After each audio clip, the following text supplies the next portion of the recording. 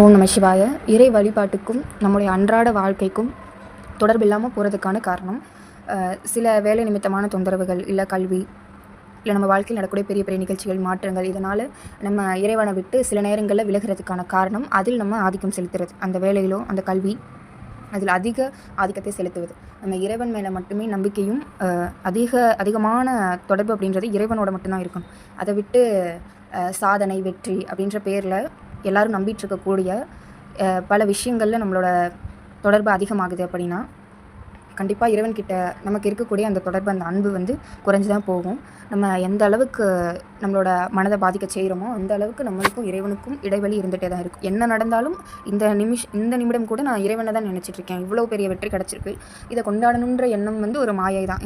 இந்த உடல் இருக்க வரைக்கும் தான் இந்த வெற்றியை கொண்டாட முடியும். ரொம்ப ராப்பகல கஷ்டப்பட்டு செஞ்சு கிடைச்ச ஒரு வெற்றி தான். இருந்தாலுமே இதை ஏன் நான் அனுபவிக்கக்கூடாதா? இவ்வளோ கஷ்டப்பட்டு செஞ்ச வேலைகள் அப்படின்ற எண்ணம் தான் அங்கே வருது. நம்ம தான் அந்த வேலையை செய்தோம் அப்படின்னாலும் அது ஒரு மாயை என்ற எண்ணத்திலேயே நம்ம செஞ்சுருந்தோம்னா ஏன் இந்த வெற்றியை நான் கொண்டாடக்கூடாது அப்படின்ற கேள்வி நமக்குள்ளே எழாது.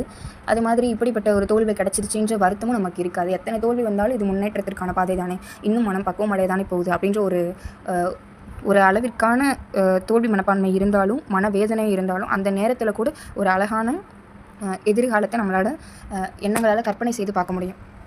இந்த அளவுக்கு தோல்வி கிடைச்சது சந்தோஷம் தான். இந்த தோல்வி கிடைக்காமல் இருந்திருந்தால் நம்ம ஒரு சரிசமமான மனநிலையில் இருந்திருப்போம்.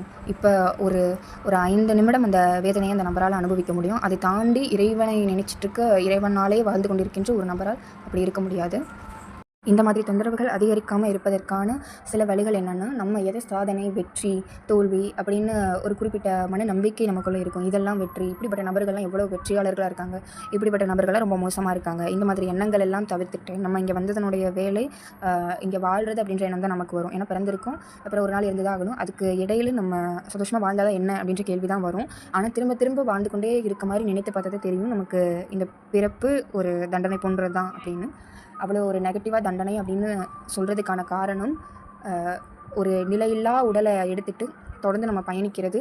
அதுவும் அதில் இன்பங்கள் துன்பங்கள் நம்மளாக உருவாக்கிட்டு கடைசியில் ஒன்றும் இல்லாமல் தான் போகுது.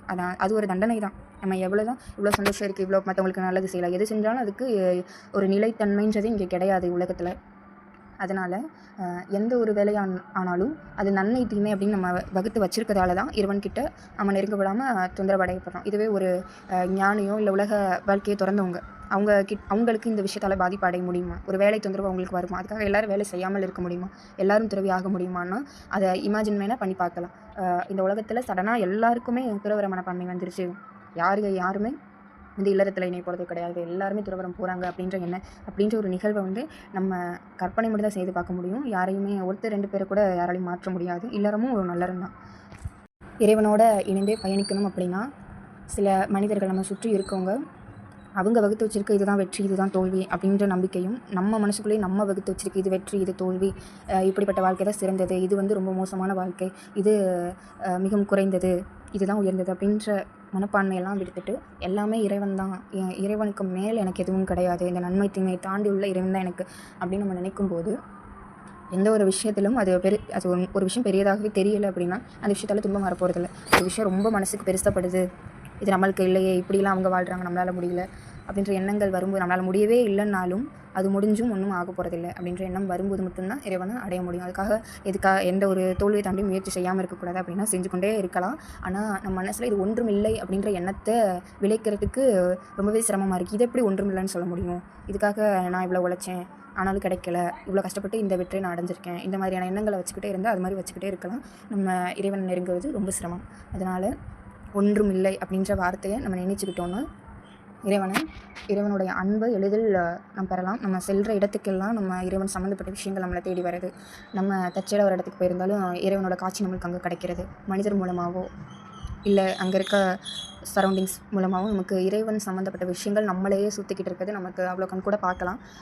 இதை தாண்டி என்னன்னு சொன்னனால அந்த விஷயம் மட்டும்தான் நம்ம கூட இருக்கும், எதையுமே ஒன்றும் இல்லைன்னு சொல்லியாச்சு.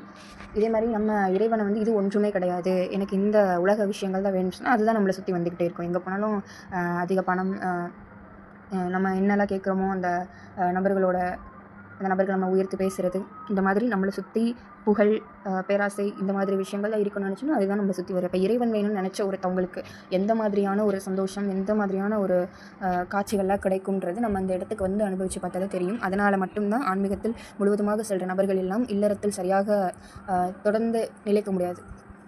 என்னதான் இல்லறம் ஆன்மீகம் சம்மந்தப்பட்ட நபர்களும் இருக்கிறார்கள் என்றாலும் முழுவதுமாக இறைவனுக்காக இறைவனையே நினைத்து வாழ்கிற வாழ்க்கை செய்கிறவங்க தான் அதிகம். நம சிவாய.